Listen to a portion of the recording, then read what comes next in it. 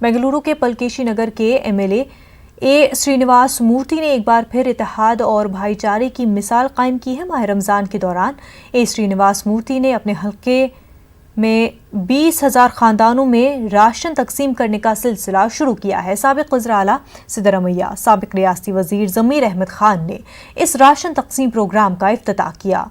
दलित leader Srinivas मूर्ति Ramzan, Dussehra, Christmas के मौके पर बिला लिहाज मजहब व मिल्लत राशन तकसीम करते हैं। 1000 लोगों को राशन दिया जा रहा है। मुकम्मिल 20,000 लोगों को राशन देने का वादा है। तो आज 4000 लोगों को देंगे, कल एक दिन छोड़ेंगे, फिर परसों 4000 देंगे, फिर एक दिन छोड़ेंगे।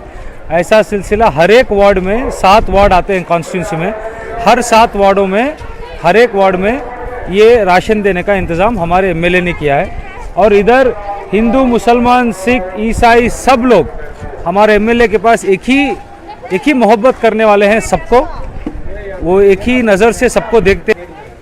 साल भी रमज़ान टाइम में रेशन वितरण कार्यक्रम करते।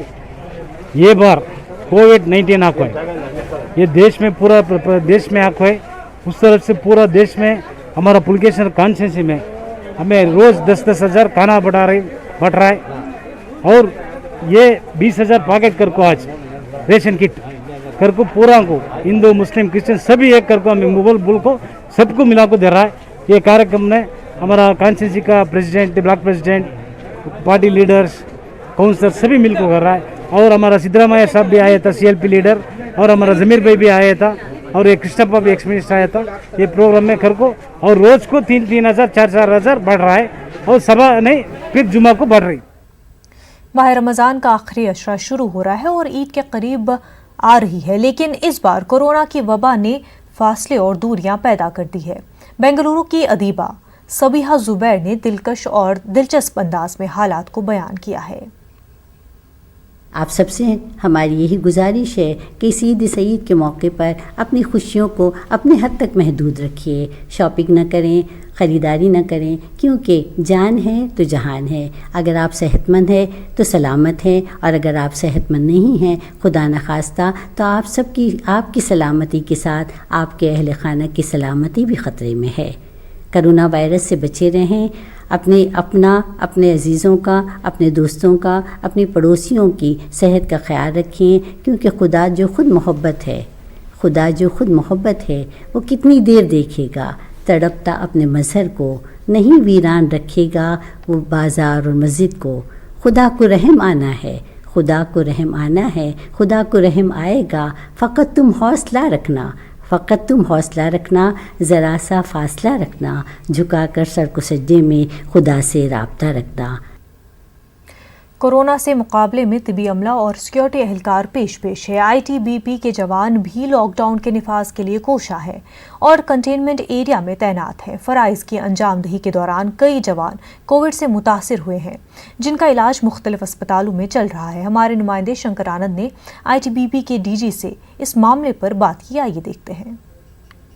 देश भर में आईटीबीपी के जवान जिस तरह से कोरोना से वायरस से लड़ रहे हैं, बकायदा जिस तरह से हिम्मत से लोगों से पेश आ रहे हैं, इसी मामले पर बात करते हैं। आईटीबीपी के डीजी हमारे साथ में हैं, एसएस देसवाल साहब। हालांकि बीएसएफ के भी डीजी कहे जा सकते हैं, अभी मौलाना इनके पास प्रभार दिया गया है। सर, मैं जानना चाहूँगा, जिस तरह से आईटीबीपी पिछले कुछ दिनों में पूरा कोरोना वायरस बन के उनसे बकायदा जैसा सामना किए हैं, किस तरह से आप देखते हैं पूरे इस मामले? देखिए, कोरोना वायरस ने पूरी की पूरी दुनिया को इफ़ेक्ट किया है और हमारे देश में भी ये आई है।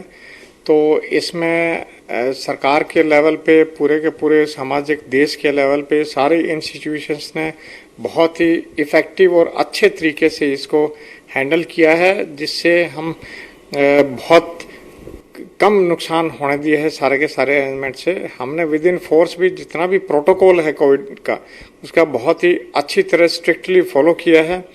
और कुछ हमारे जवान जो लाइन ऑर्डर ड्यूटी पे थे या लॉकडाउन को इम्प्लीमेंट करने के लिए थे या कंटेनमेंट जोन्स के पास थे, उनको कुछ इफेक्ट हुआ है, लेकिन वो सारे के सारे बहुत ही अच्छे हॉस्पिटल्स में, ऑल इंडिया इंस्टीट्यूट में, सफदरजंग हॉस्पिटल में, आईटीबीपी के आरएच हॉस्पिटल नोएडा में सारे के सारे एडमिट हैं। उनकी बहुत अच्छे तरीके से ट्रीटमेंट हुई है। कल मैं करीब 30 जवानों से मैं खुद सारे हॉस्पिटलों में जो एडमिट हैं उनसे बात की है। वो बिल्कुल स्वस्थ हैं और एक दो को छोड़ के किसी में भी सिम्टम्स नहीं हैं किसी भी प्रकार के। वो अपने आप में बिल्कुल तंदुरुस्त महसूस करते हैं। आज से हमने उनके टेस्ट ट्रीटमेंट के बाद ताकि वेरीफाई करें शुरू कर दिए हैं। उनमें से करीब 18-19 नेगेटिव पाए गए हैं, तो उनको एक प्रोटोकॉल के तहत 1 हफ्ते के क्वारंटीन में कल से उनको हॉस्पिटल से डिस्चार्ज करके क्वारंटीन में रखेंगे और उसके बाद वो दोबारा से ड्यूटी ज्वाइन करने के लिए बहुत ही उत्सुक हैं। सर, बीएसएफ का भी प्रभार आपके पास है, बीएसएफ के भी डीजी हैं आप। बीएसएफ का भी फिलहाल जवानों की क्या संख्या है, कितने अभी ठीक हो रहे हैं और किस तरह से जो बॉर्डर इलाके हैं वहाँ पे उन लोगों की जो जहाँ तैनाती है तो किस तरह की जानकारियाँ अभी तक मिल पा रही हैं? देखिए, बॉर्डर पे पूरे के पूरे पाकिस्तान बॉर्डर पे और बांग्लादेश बॉर्डर पे हमारे बीओपीज में जितने भी जवान डिप्लॉयड हैं वो सारे के सारे स्वस्थ हैं। कहीं भी किसी भी बीओपी से कोई भी केस हमारे सामने नहीं आया है जो कि पॉजिटिव पाया गया है या किसी को शारीरिक तौर से ऐसा महसूस हुआ है कि वो स्वस्थ नहीं है। ये सिर्फ जो हमारी कंपनियां लाइन ऑफ ड्यूटी में लगी थी तो ज़्यादातर केसेस ये दिल्ली के हैं और यहाँ पे दिल्ली में हम लोकल प्रशासन की मदद में हमारे जवान कंपनियां गई थी, ज़्यादातर इफेक्ट उनमें है और वो भी सारे के सारे इन्हीं हॉस्पिटल्स में बहुत ही अच्छे तरीके से अपनी ट्रीटमेंट उनकी चल रही है और आज से काफ़ी लोग उनमें से डिस्चार्ज होना शुरू हो जाएंगे। कलकत्ता में जो सेंट्रल टीम के साथ हमारी पायलट एस्कॉर्ट थी उसके भी 6 जवान पॉजिटिव पाए गए थे। उनकी कंप्लीट अच्छी तरह ट्रीटमेंट होने के बाद कल उनको डिस्चार्ज कर दिया